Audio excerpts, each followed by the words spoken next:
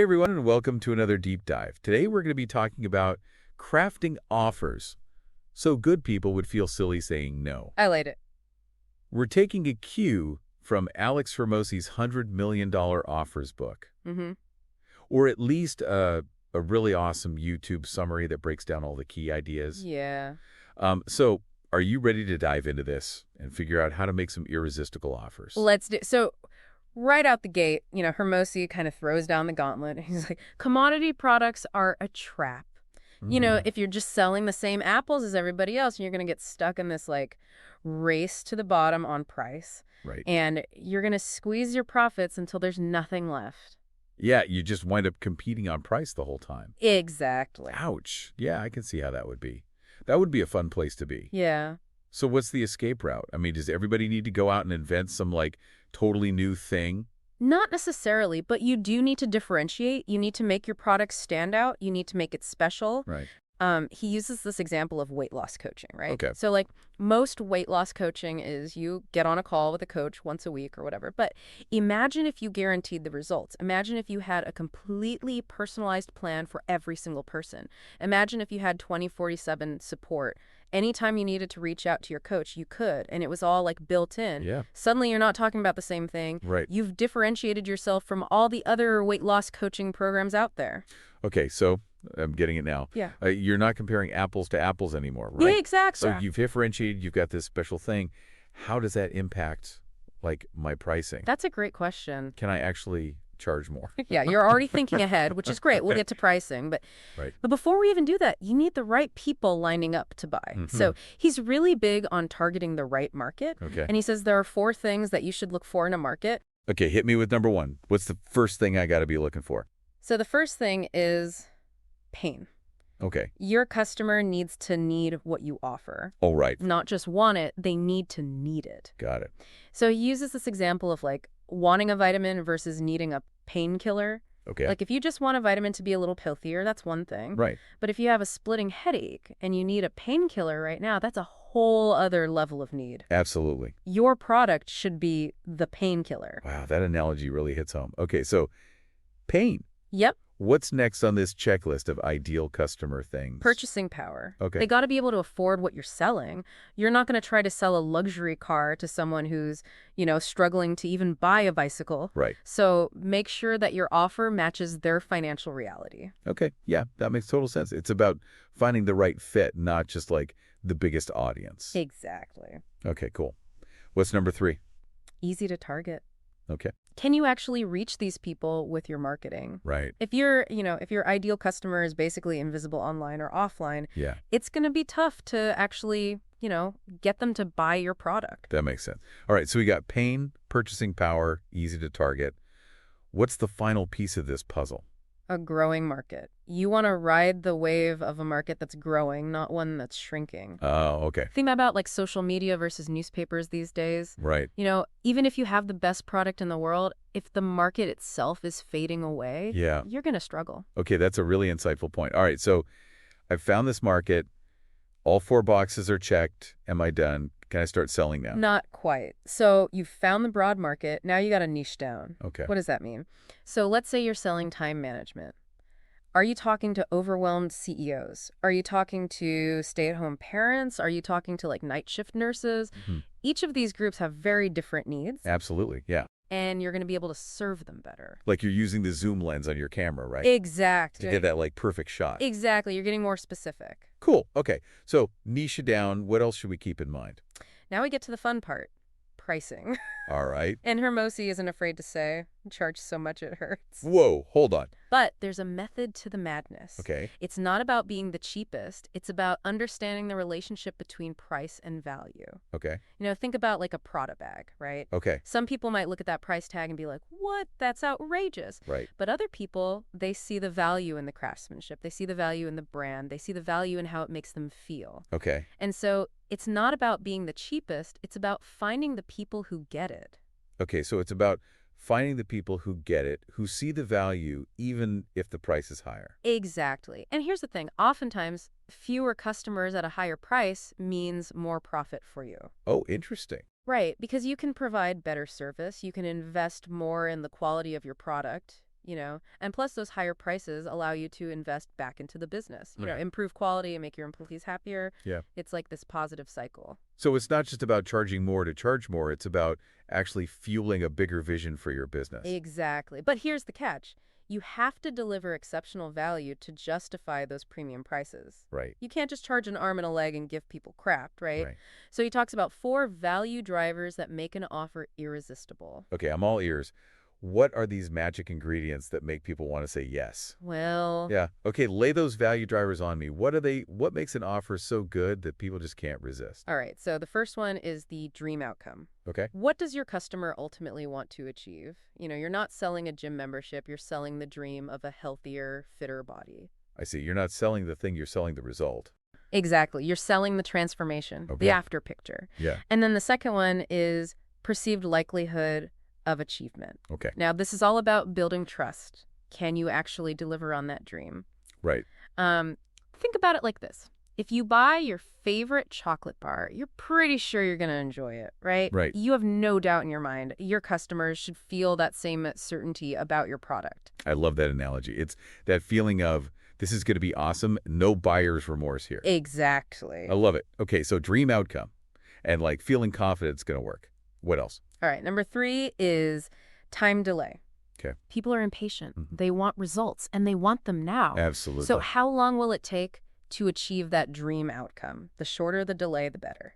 Okay, so like instant gratification versus a long, slow burn. Exactly. I see. He gives the example of like liposuction versus going to the gym to lose weight. Right. One is instant, the other one takes time and effort, and you got to, go consistently. Yeah. So it's about understanding that psychology. Okay, cool. So dream outcome, likelihood of success, time delay. What's that fourth one? What's the fourth thing? All right, so the 4th value driver is effort and sacrifice. Okay. What will it cost the customer besides Gondler? Okay. So will it cost them time, energy, discomfort, all these other things? And you want to minimize these as much as possible. Yeah. Like remember the example of mirrors in elevators to make the wait feel shorter? Yeah. That's playing on this driver. Yeah. People want the result, but they don't always want the hassle, right? Exactly. So now you've got these 4 value drivers in mind, and you're ready to actually build your offer. Okay. And he lays out a 6-step formula. Okay, hit me. So step 1, you got to pinpoint that dream outcome. Right. And remember, be specific. Don't just say like lose weight. Say lose 14 kilos in 7 weeks. Like Yeah. something very specific and measurable. Okay, I'm loving the specificity here. Okay, so step 1, we've got the dream outcome. What's step 2 in building our offer? Step 2 is list out all the problems and obstacles that are standing in the customer's way. Okay, You really got to put yourself in their shoes. got it. And think, what are the things that are preventing them from achieving this dream outcome? So if my customer wants to lose weight, it might be things like finding time to cook healthy meals, fighting cravings, staying motivated to exercise, all those things that can get in the way. Exactly. And the more thorough you are here, the better your solutions will be. Okay. Which brings us to step number 3. All right, what's step 3? Turn those problems into solutions, but not just any solutions. You got to frame them as how-to statements. Ooh, how-to statements. I'm intrigued. Tell me more. Okay, so let's say one of the problems that comes up is I don't have time to cook healthy meals. Yeah. Well, instead of that, reframe it as how to cook healthy meals quickly and easily. Okay, yeah, I see. So you're going from like a complaint to an action plan. Exactly. And it feels empowering, not defeating. Exactly. It's like, here's how you can solve this. It's not this insurmountable thing. Gotcha. All right, and now step number 4 is where the magic really happens. Ooh, lay it on me. You got to create solutions delivery vehicles. Solutions delivery vehicles. Okay. So this means like, how are you actually going to deliver on each of these how-to statements? Okay, so if my how-to is how to make healthy eating enjoyable, what could that look like? What would be the vehicle to that? So you could create recipe guides. Okay. You could have meal prep workshops. Yeah. You could do online support groups where people are sharing tips and recipes. Right. You could even have like a personalized meal planning service where you're like sending them their meal plan every week. Oh, wow. So many possibilities. Get creative. There are tons different ways to deliver on these how-to statements. Wow. Okay. But I imagine not all solutions are created equal, right? Right. Some are going to be better, some are going to be worse. How do you decide which ones to focus on? That's step number 5, trim and stack. Okay. You want to prioritize the solutions that deliver the biggest impact at the lowest cost. Okay. You want maximum bang for your buck, both for you and the customer. So it's about being strategic, Not trying to do everything at once. Exactly. And a lot of times digital products like ebooks or courses, those are a great way to go because they're scalable. You don't have to physically produce anything. Right. Makes a lot of sense. Okay, so I've got my list of solutions. I've prioritized them. I've trimmed and stacked. What's the final step in this offer building journey? What's the last thing? All right, so the grand finale is step number 6, bundle solutions into one irresistible package. Oh, okay. So you're not selling these individual solutions anymore. You're selling the complete system that gets them to their dream outcome. Oh, I love this. It's like creating the ultimate transformation package. Yeah, exactly. You remove all the guesswork from it. Exactly. And when you present it like that, it's hard to say no. But here's the million-dollar question. How do you price these bundled offers to reflect that incredible value? All right, so we've built this amazing bundle of solutions. They're all geared towards that dream outcome. But how do we put a price tag on this thing? This is where I feel like things get really tricky. Yeah, it's definitely where the art meets the strategy, right? We're not just slapping a random number on there. Right. We're actually trying to reflect the value of the transformation that the customer's going to get. Right. And so he asks this great question in the video. Would you buy a $5,000 online course? Oh, gosh. My first instinct is, heck no. $5,000, that's a serious investment. Right. But what if that course guaranteed that you would make an extra $7,000 per month? Suddenly, the price tag seems pretty small. Yeah, wow. Okay, that flips the script. Now it feels like an investment, not just a cost. Okay, so how do we actually convey that value to people?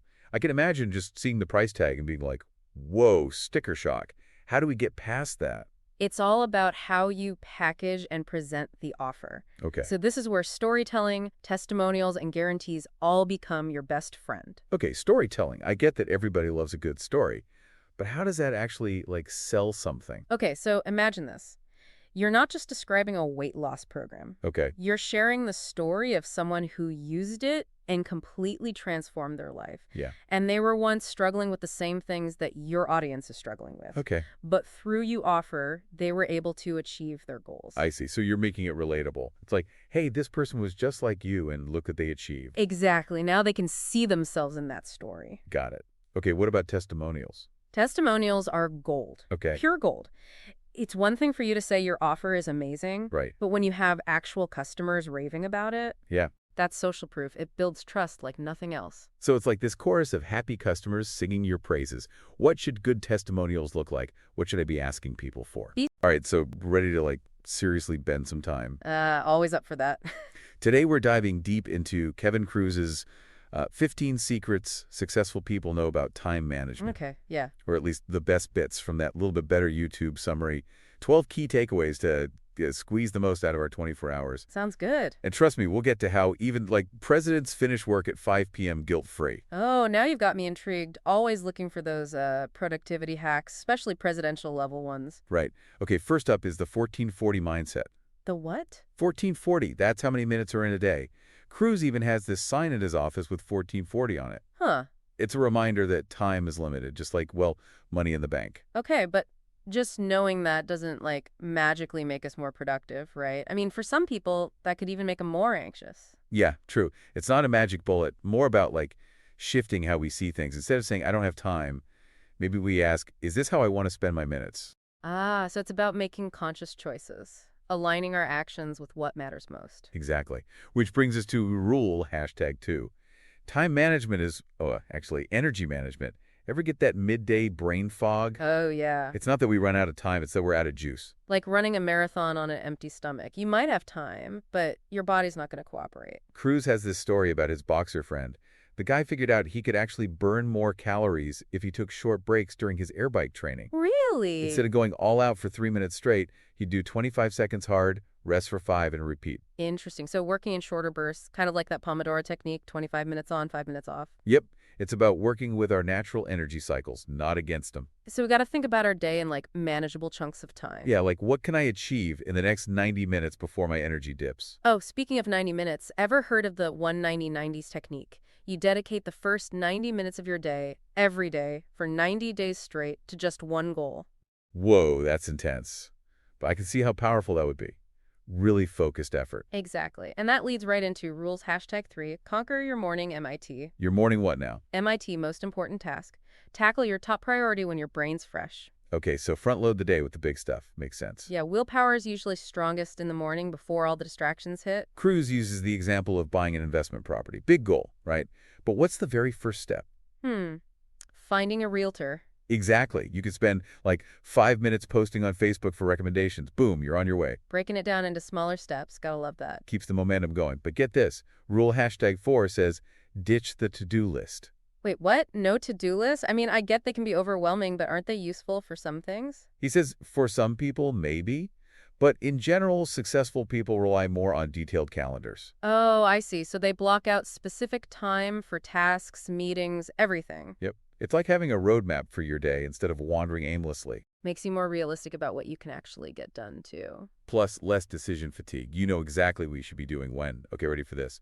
Rule #5 is the guilt-free 5 p.m. knockoff. The what? Is that even possible? Apparently, even George Bush, who read like 95 books a year as president, managed to call it a day at a decent hour. Okay, now I need to know how they do it. I'm always working late, feeling like I gotta get everything done, but isn't that like a recipe for burnout? Exactly. The secret is accepting that work is never truly done. So it's more about prioritizing, setting boundaries, and then detaching from work when it's time. Right. Focus on what matters, let go of the rest, and trust that you'll be more productive overall. I can get behind that. Okay, rule #6, the power of no. Warren Buffett said very successful people say no to almost everything. Makes sense. It's about protecting your time and energy. Yeah, but it's so hard to actually do. I said yes to this meeting once, even though I was swamped. Oh no, what happened? Well, of course, my daughter gets sick. Urgent stuff pops up, and I'm totally stressed out, pulled in a million directions. Classic overcommitment. It's like every yes is also a no to something else. Time with family, personal projects, even just downtime. Exactly. We got to be more intentional about what we commit to. And honest with ourselves about what we can actually handle. Any tips for saying no without feeling bad? I'm still working on that. What about you? Sometimes just being direct is best. No need to over-explain. Just a simple, thanks for the offer, but I can't commit right now. Right, and no need to justify your no either. It's your time. Exactly. Setting boundaries for ourselves and others. All right, moving on to rule #7, theme your days. This one comes from Jack Dorsey, when he was running Twitter and Square at the same time. Wow, two demanding companies. How do you even manage that? He dedicated each day to a specific area, like Monday was management, Wednesday was marketing, Thursday was developers. So blocks of focused time instead of constantly switching between tasks. Yep. Even with the craziness of running two companies, he could still go deep and make progress. It's like having different mental containers for different types of work. Okay, now for a crazy story. Ever heard of Bob the programmer? Nope. What's his deal? Well, he was the best coder at his company, always on time, great work. But guess what? He was outsourcing his whole job to a company in China. Seriously? What was he doing all day then? Pretty much just browsing Reddit and online shopping. Wild, right? That's bold. But I guess it shows that we should always be questioning our assumptions. And it leads into rule #8, the time-saving trifecta drop, delegate, automate. Okay, break that down for me. What kind of things should we be dropping? Ask yourself, is this task truly essential? And what would happen if I just stopped doing it? So being ruthless with our to-do lists, sometimes the most productive thing is to just eliminate stuff. Then there's delegate. Can someone else handle this, especially if it's not your strength or you don't enjoy it? Delegation is key, but tough for a lot of people. We want to control everything or think we're the only one who can do it right, but that just leads to burnout, right? For sure. Delegating is about leveraging other people's strengths and freeing yourself up. It's about making work more sustainable and enjoyable for everyone. And finally, there's automate, using systems and tools to streamline things and, free up your mental space. Oh yeah, technology is a lifesaver for that. Scheduling tools, project management, even just email filters. Speaking of email, ready for rule #9, the 80-20 principle in action. The Pareto principle. 80% of results come from 20% of efforts. Applies to so much in life. Right. Like when I was trying to build a solid morning routine, I was changing too much at once.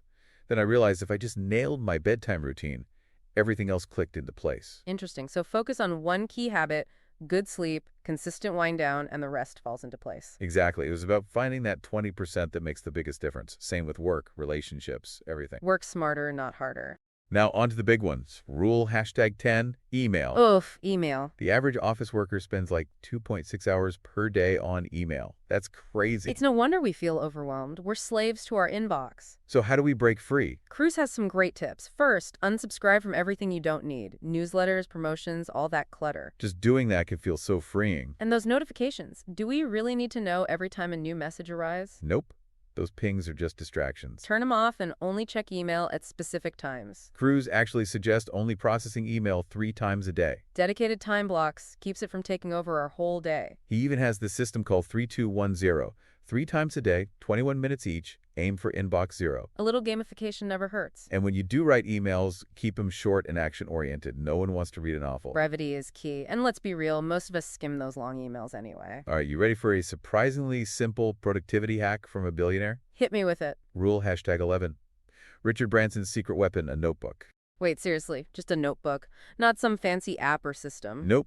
He believes in the power of externalized thoughts. So instead of trying to remember everything, he just writes it down. Like ideas, to-dos, anything. Yep, it's like an external hard drive for his brain. Frees up mental space for, like, the really important stuff. And finally, we're at rule #12, the one we all struggle with, meetings. Don't get me started on meetings. They can be such a time suck, especially when there's no clear purpose. Cruz says they often start late, have the wrong people, get bogged down in details. And they're usually dominated by the loudest voices, not necessarily the most insightful ones. So what's the solution?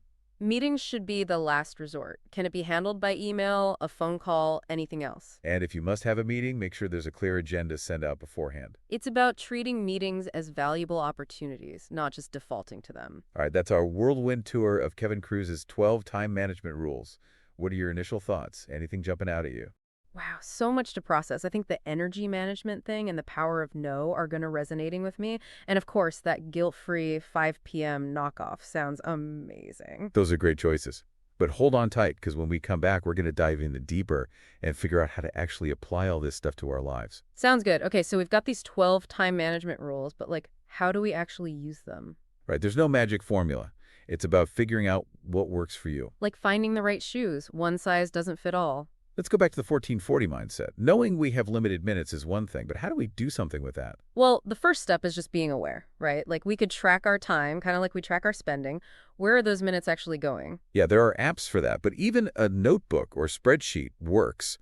Once you see the patterns, you can spot the time wasters. Those social media black holes or those meetings that could have been emails. Then we can start thinking about, scheduling in blocks like we talked about. Being intentional instead of just reacting to whatever pops up. I know saying no is tough, but any tips on how to do it, gracefully? Honesty and directness. You don't need a big excuse, just a simple thanks, but my schedule's full right now. And you don't have to explain yourself either. It's your time. Exactly. Boundaries for ourselves and others. Okay, theming your days like Jack Dorsey. How do we actually set that up? Start with your main focus areas. Work projects, personal goals, even specific relationships you want to, nurture. So Mondays for marketing, Tuesdays for product development, Wednesdays for clients. Right. It's a framework, not a prison. Be flexible, adjust if needed. The point is to have some structure to guide your focus. Remember Bob the programmer. Let's go back to those 3 questions. Drop, delegate, automate. Love those questions. Before any task, ask, is this truly essential? And what if I just stop doing it? Then it's delegate. Can someone else do this, especially if you're not great at it or hate doing it? Delegation is all about, working smarter, not harder, using other people's strengths so you can focus on yours. And then automate. Can a system or tool handle this more efficiently? Technology's our friend here. Scheduling, emails, social media, so much can be automated. Email. Any tips beyond unsubscribing and turning off notifications? When you do write emails, keep them short and to the point. What do you need from this person? And don't hit reply all unless everyone really needs to be on the thread. Be mindful of other people's time. And remember, every email you send might create another one you have to deal with later. Okay, so work-life balance. That guilt-free 5 p.m. knockoff. How do we actually do that? Well, first, we got to accept that work is never really done. So we stop trying to finish everything and instead focus on what really matters. Set boundaries and stick to them. It's not about being lazy. It's about taking care of yourself so you can do your best work. Going back to the 1440 mindset. Besides tracking time and scheduling, what else can we do to, really embrace it? Ask yourself some tough questions, like, what are you willing to give up to make time for the things that truly matter? Right. Are we wasting evenings on TV when we could be with loved ones or working on a passion project? It's about making choices, just like with money. And remember, it's about managing energy, not just time. We all know we should take breaks, but how do we make that happen when we're busy? Set reminders to step away from your desk every hour or so, even for just a few minutes. Yeah, stretch, walk around, get a snack, listen to music, anything to clear your head. And don't underestimate sleep. So many of us sacrifice sleep thinking we're being productive, but when we're sleep deprived, we just don't function as well. We make mistakes, we're less patient, it's not worth it. 7 to 8 hours of sleep, make it a priority. Okay, conquering that morning MIT. Hey everyone! Ready to get our hands dirty with some habit building. You know that feeling, right? Self-improvement advice coming at us from all sides, but actually like putting it all together and doing it? That's the real challenge. For sure. So today, we are taking a deep dive into a YouTube summary of Atomic Habits. Yes. But with a little twist, we're going to try to use your goals and experiences to make it as actionable as possible for you, the listener. Yeah, I think that's what's really cool about these deep dives that we do. James Clear makes a great point in Atomic Habits about how we often want to go for those big dramatic changes. Right. But, real transformation really happens from those tiny little actions that we take consistently. It's like that analogy he uses in the video, that plane taking off from New York, headed for Los Angeles. Right. And just like a tiny 3-degree course correction, and all of a sudden, boom, you're landing in Tijuana. Oh, yeah. It's insane. Small tweaks, but big, big differences in the long run. Like it's that 1% better each day that really adds up. Exactly. And that 1% might not seem like a lot like at first glance, but like the video shows how that compounds to almost 38 times improvement over the year. Wow. So it's not about, overnight success. It's about those small wins that accumulate. What's like a goal that you're working towards right now? Let's see. Your notes mentioned that you are wanting to write more consistently. So imagine taking that 1% principle and applying it to your writing. Right. Even if it's like a few sentences a day, it's all going to add up. It all adds up. And that kind of brings us to one of the big ideas from the video about focusing on systems over goals. Okay. It's easy to get caught up in that end goal, like having a published book. Yeah.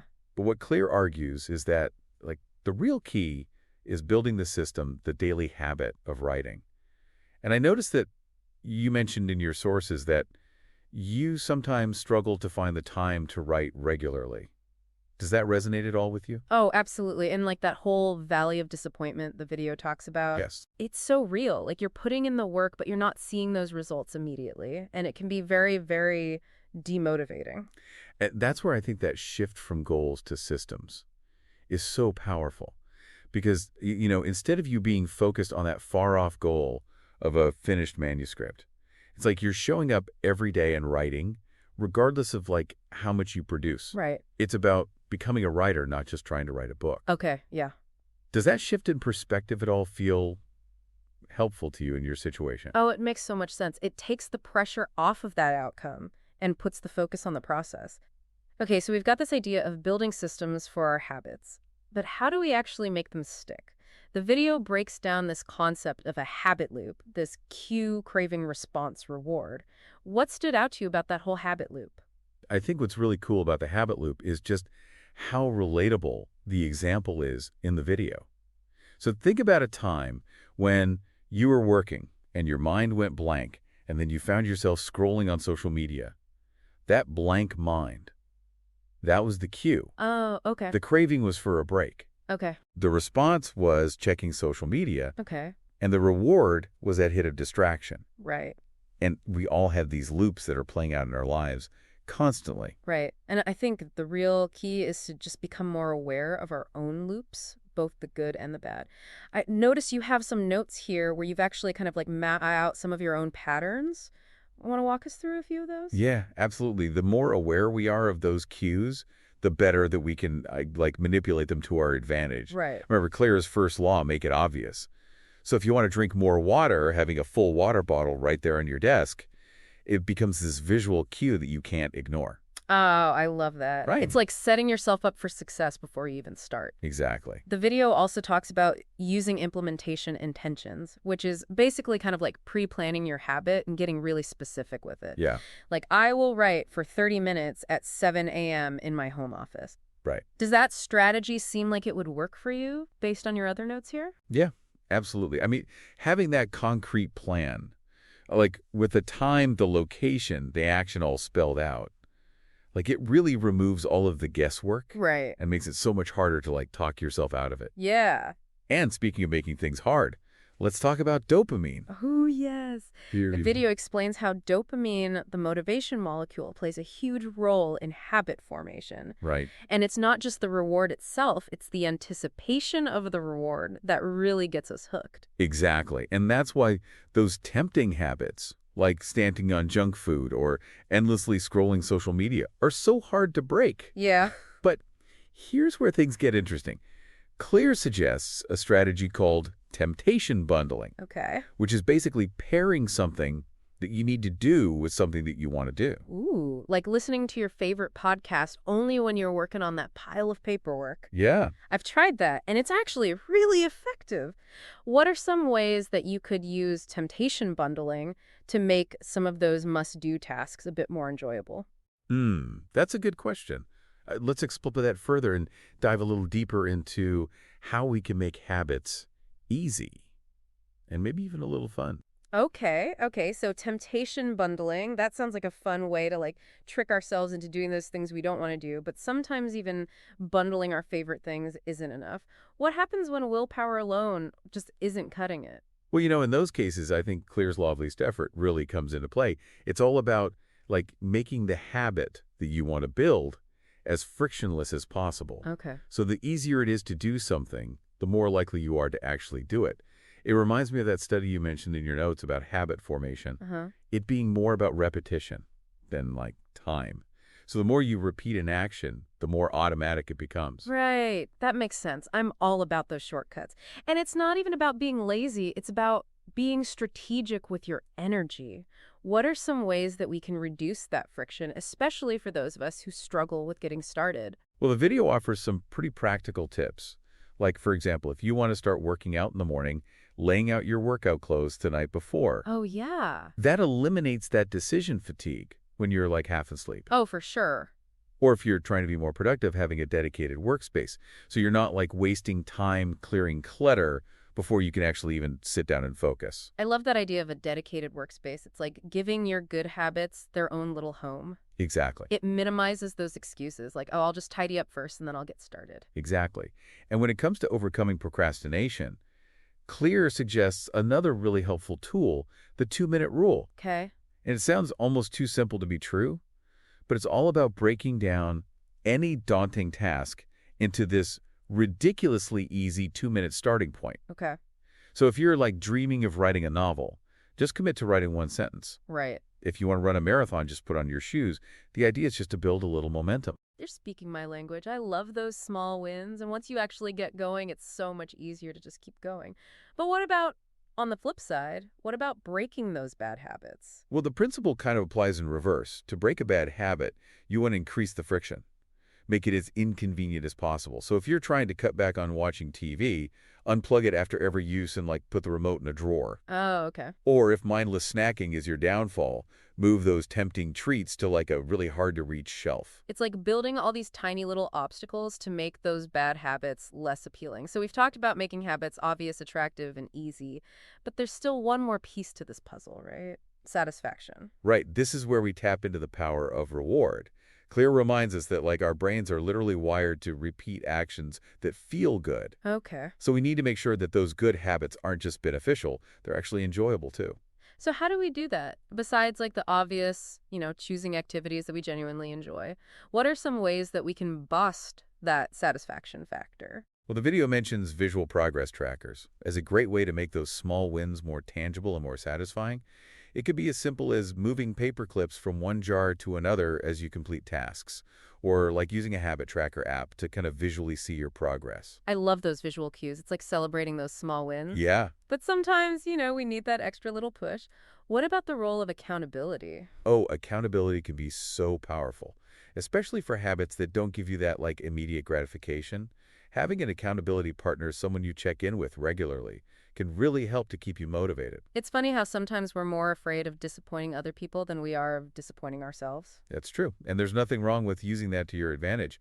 We could even create our own habit contracts, where you set like consequences for yourself if you slip up. Okay. The video shares this great example where this guy makes a deal with his partner to pay her $10 every time that she catches him scrolling on social media during work hours. Wow. That's commitment. But let's face it, we're all human and we're all going to stumble. Life happens, we get stressed, we break the chain. How do we handle those setbacks? Well, I think, first of all, it's so important to remember that setbacks are a normal part of the process. Right. They don't mean that we've failed. Right. Clear's never miss twice rule is like a great mantra, I think, Okay. for navigating those slip-ups. Okay, I like that one. So if you miss a day, Don't beat yourself up about it. Just make sure that you don't miss 2 days in a row. It's about maintaining consistency, not perfection. Oh, that's a game changer. It really takes the pressure off, Knowing that one slip up isn't going to derail everything. But what about those days where you're just completely drained and you just don't feel like doing anything? Even on those days, just like showing up in a small way can make a huge difference. Just put on your workout clothes, even if you only end up stretching for 5 minutes. Right. Open that book, even if you only read a paragraph. Just like the act of showing up, I think, keeps that habit loop alive. Right. And it prevents those small slip-ups from turning into, like, major derailments. It's those tiny little acts of consistency that add up over time. But it's not just about the actions, is it? It's about the mindset behind them. Absolutely. And that brings us back to that idea of identity that we were talking about earlier. It's about becoming the type of person who embodies those habits. Right. All right. So today we're going to do a deep dive into Robert Greene's 48 Laws of Power. We've got this YouTube video that summarizes all the laws directly from the source. And I got to tell you, this stuff's pretty intense. Oh, yeah. It's like we're getting this like behind-the-scenes look at how influence and like strategy really work. Yeah. So like 48 laws, though, that's a lot to cover. Like, where do we even begin with that? Well, I think what's so fascinating about Greene's work is that he just kind of lays out these almost like universal truths about power dynamics. Things that have probably been in play for centuries, but we just don't really acknowledge them out loud. He's not really sugarcoating anything. No, he's not. Okay, so let's jump right in then with like a classic example. Law 1, never outshine the master. Like that whole don't make your boss feel insecure thing. Right. But like, couldn't that backfire though? Like, what if you do want to climb the ladder? Well, that's where I think the subtlety comes in. It's like you can demonstrate your competence without making it a direct threat. If you think of someone like, say, Elizabeth I, she had to navigate, a treacherous court where appearing too ambitious could have been like literally fatal. Oh yeah, for sure. So it's more about like strategic self-presentation. Exactly. Like Elizabeth was known for her intelligence, obviously, but she also played the role of the, vulnerable queen who needed the support of her advisors. So she never directly challenged the power of those around her, even while she was, consolidating her own authority. Wow, that's a really good historical parallel. It's like she was playing 4D chess while everyone else was stuck playing checkers. Right. Okay. But what about making friends and connections, though? Isn't that like networking 101? Well, Law 2 kind of throws a wrench in that whole idea and never put too much trust in friends. Greene argues that envy and competition can actually poison even the closest relationships, especially when power is involved. Oh, wow. Okay, that's a little cynical, isn't it? Maybe, but it's worth considering. Think about it. Who is more likely to be truly loyal to you? Someone who's already proven their allegiance, even if they were once an adversary, or someone who might secretly envy your success? Okay, yeah, I see what you mean. So it's not about like shunning all friendships, but it's about being realistic about the potential for conflict. Exactly. And this kind of leads into another law that flips the script on that traditional advice. It's Law 13, when asking for help appeal to people's self-interest. So it's not about guilt trips or reminding people of past favors. It's about showing them how helping you benefits them. Oh, wow. Okay, that's a bit Machiavellian. But I can see how it's effective. People are more likely to act when they see something in it for themselves. Right. So far, this is making me rethink my entire approach to, like, everything. Yeah. Okay, well, we've got to talk about reputation.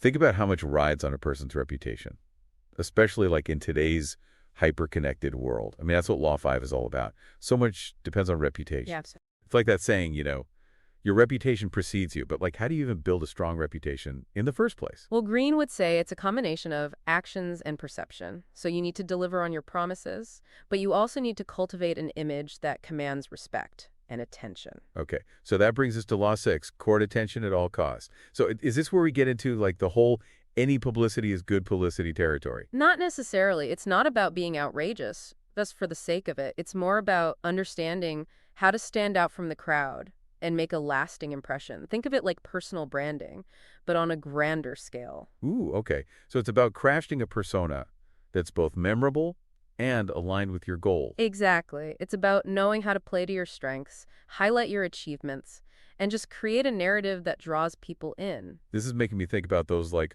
larger-than-life historical figures who just seem to command attention effortlessly. Like people like Cleopatra or Napoleon, they knew how to work a room, or a battlefield for that matter. Right. They understood the power of image and spectacle. But it's not always about being flashy. Sometimes the most effective strategy is to actually withdraw strategically, which is what Law 16 is all about. Use absence to increase respect and honor. Oh, the classic play hard to get approach. But does that actually work in every situation? Well, think of it this way. Scarcity increases value. By making yourself less available, you kind of create a sense of mystery and desirability. It's like that limited additional product that everyone's like clamoring to get their hands on. Yeah, okay, I see what you mean. It's like you're creating a demand by limiting the supply. Exactly. Okay, so we've talked about image and reputation, but what about taking action? At some point, you have to put these laws into practice. Oh, absolutely. And that's where Law 9 comes in. Win through your actions, never through argument. It's a reminder that talk is cheap. You need to prove your worth through tangible results. Actions speak louder than words, right? Exactly. Imagine trying to convince someone that you're a great chef by just like describing your cooking. It's much more effective to actually let them taste the food for themselves. Yeah. So it's about showing, not telling. Precisely. And in order to make those actions count, you need to gather information. And that's where Law 14 comes in. Pose as a friend, work as a spy. Okay. This is where it gets a little bit sneaky, right? Can be, but Green is advocating for strategic observation. Paying close attention to the people around you, understanding their motivations and their weaknesses. Right. So it's about like reading people, understanding their psychology, and then using that knowledge to your advantage. Right. But it's important to be mindful of the ethical implications here. There's a fine line between observation and manipulation, and you don't want to cross that line. Yeah, for sure, for sure. And it's a good reminder that, like, not all of these laws are meant to be taken literally.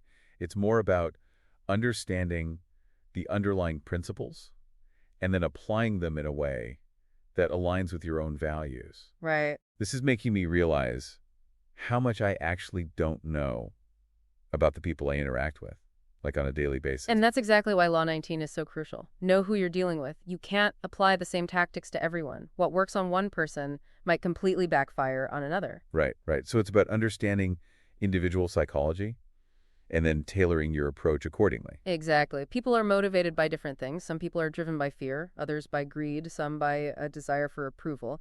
You need to figure out what makes each person tick in order to effectively influence them. Wow, this is like giving me a whole new perspective on human interactions. Like I'm seeing the world through a different lens. Yeah. Okay, let's talk about self-creation for a second. Can we actually like shape our own destiny? Or are we just playing the hand we're dealt? Where does that fit into all of this? Well, Green would argue that self-creation is essential for achieving power. Law 25, recreate yourself. It's all about taking control of your narrative and crafting an image that serves your goals. It's like that idea of fake it till you make it, but with a more like strategic purpose. It's more about evolving into the person that you want to become while being mindful of how others perceive that transformation. It's not about being inauthentic. It's about consciously shaping your persona to align with your ambitions. So it's about personal growth, but with a strategic eye towards how that growth is perceived by the outside world. Exactly. It's about understanding that perception is reality, and that by consciously shaping your image, you can influence how others see you and ultimately how they treat you. Okay. That's pretty profound stuff. And once you've established that image, you need to learn how to subtly influence the choices of others. That's where Law 31 comes in. Control the options. Oh, okay. This sounds like something straight out of like a political strategist's playbook. It is. It's the art of framing choices in a way that nudges people towards the outcome that you desire. Even if they think B, they're making a free and independent decision. Wow. Can you give me like a real-world example of that? I'm having trouble wrapping my head around it. Sure.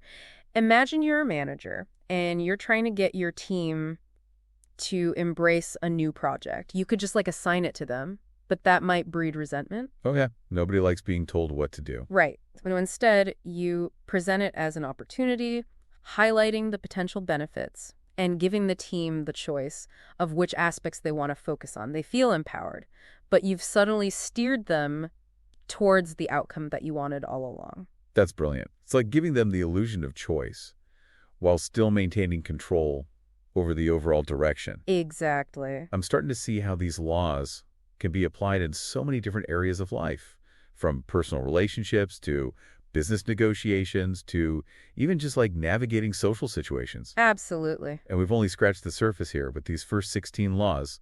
There are still 32 more to go. A lot more to unpack. Oh yeah, so join us for part 2 of this deep dive, where we'll continue our exploration of Robert Greene's 48 Laws of Power and uncover even more strategies for understanding and navigating this complex world of power dynamics. This is a journey you won't want to miss. Okay, so welcome back to our deep dive into Robert Greene's 48 Laws of Power. Last time we were talking about Law 31, control the options, that whole like give people choices but secretly steer them thing. It's kind of mind-bending. Yeah. What other strategies from Greene really challenge like conventional wisdom about power?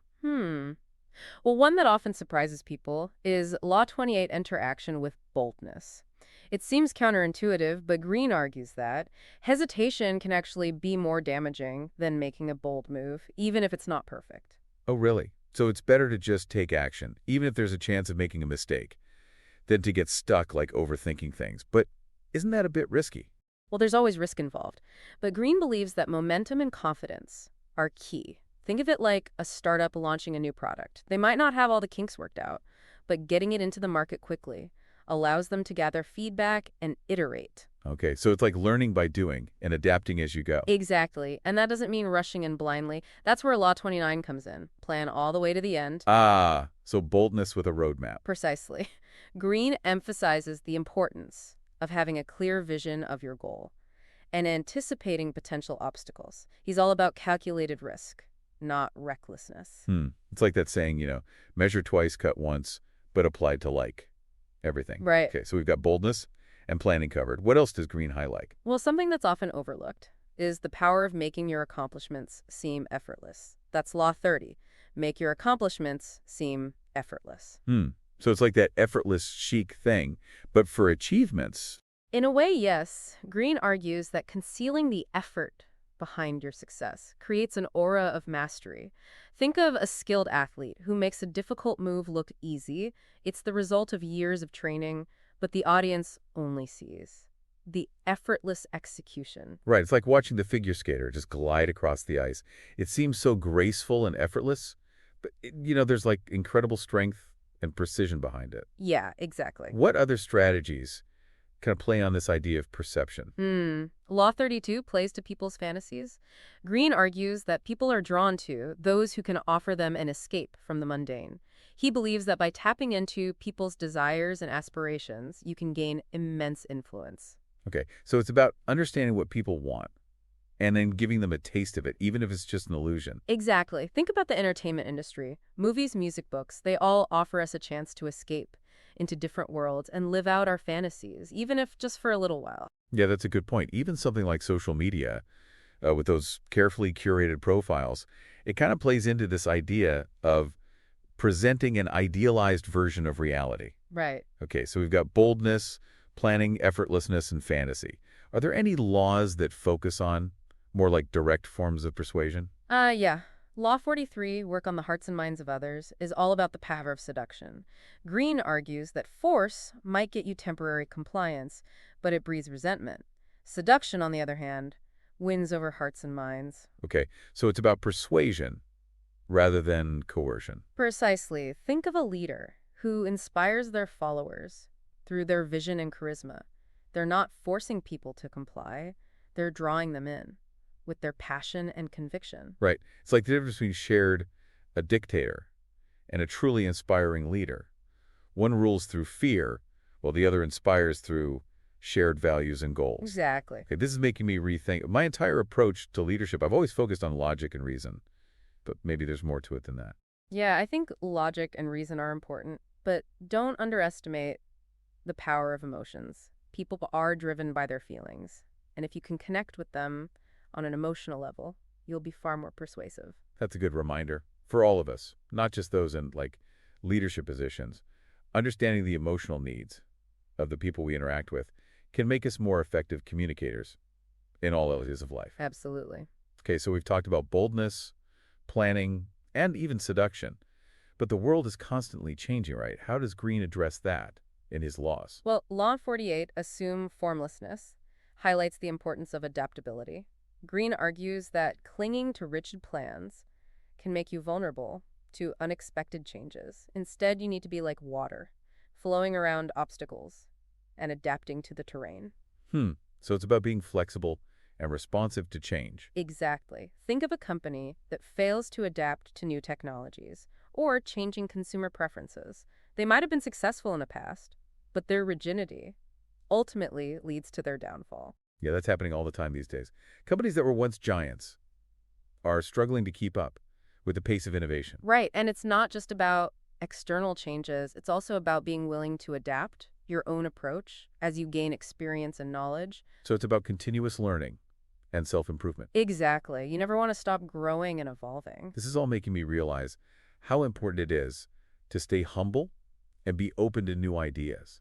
The moment you think you have it all figured out is the moment you become vulnerable. I think that's a great insight. And it ties into Law 47. Do not go past the mark you aimed for. Knowing when to stop is just as important as knowing when to push forward. That sounds like a valuable lesson, especially in today's world where everyone is constantly striving for more. It's easy to get caught up in the pursuit of success and lose sight of your original goals.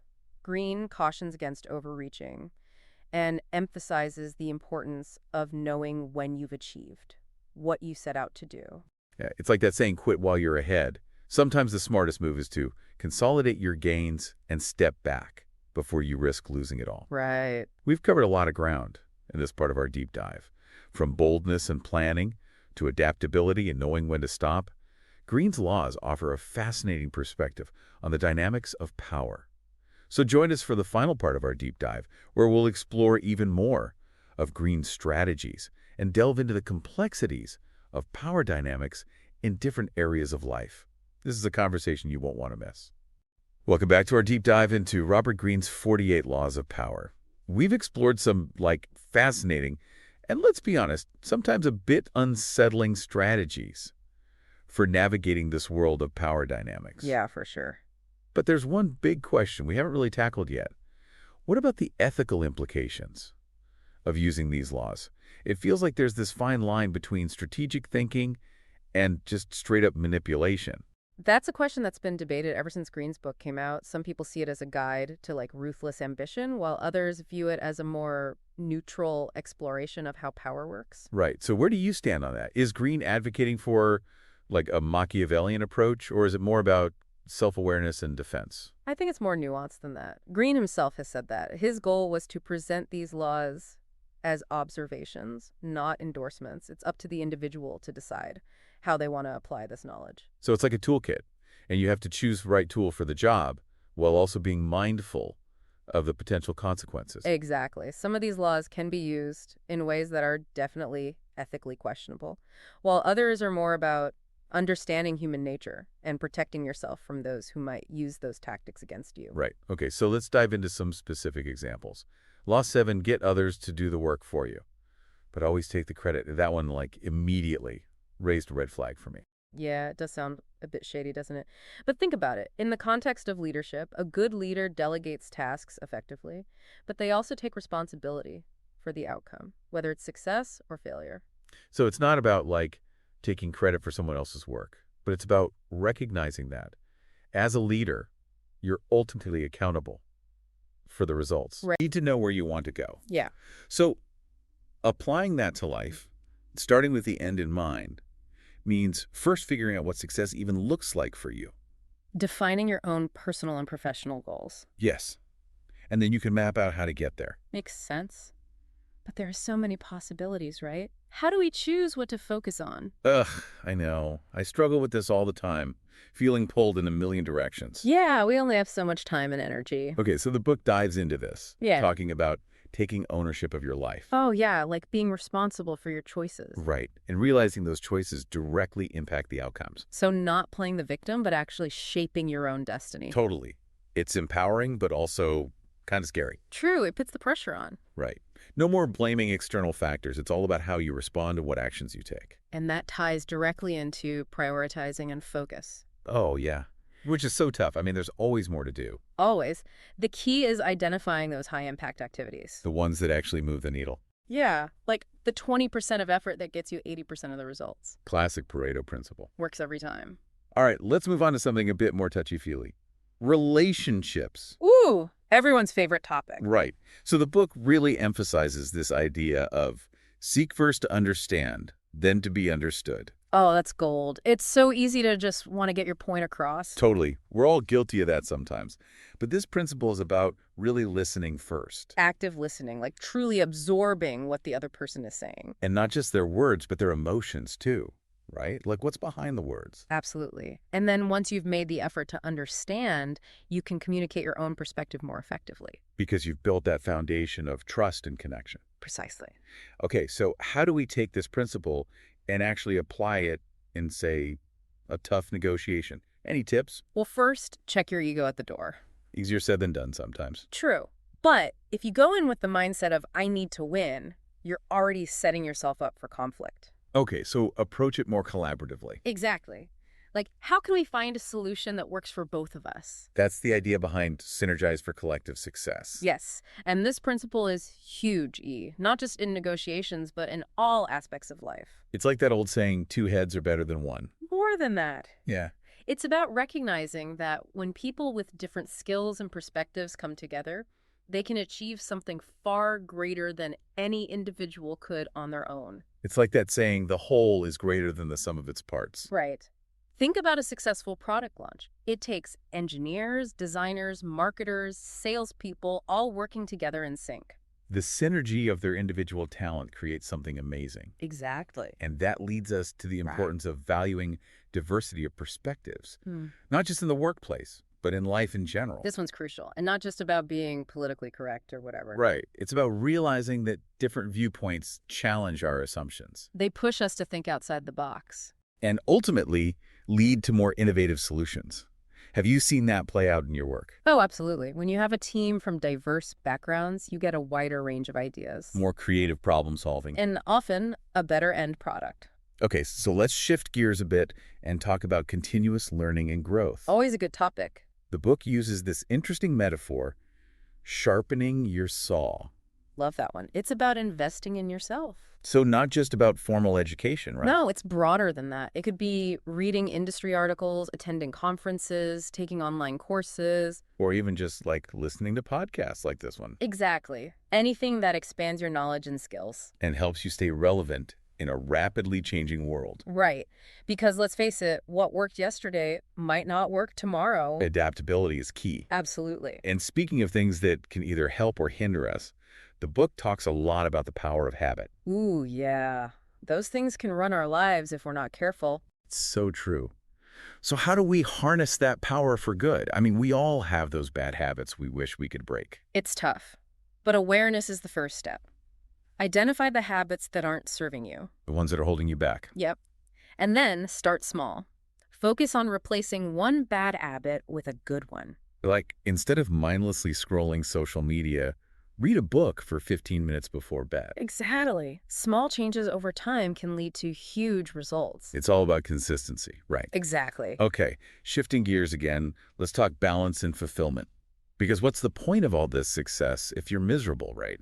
Absolutely. The book stresses prioritizing your well-being, and it's not selfish. Yeah, it's essential. You can't pour from an empty cup. You need to take care of yourself to be effective in any area of your life. So what are some practical ways to do that?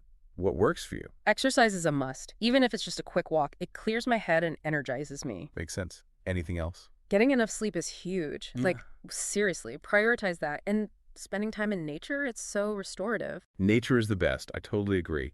Okay, and the book also talks about connecting with your values, like making sure your actions align with your core beliefs. That's so important for that sense of inner peace. Totally. But how do we even figure out what our values are? Think about times in your life when you felt truly fulfilled and happy.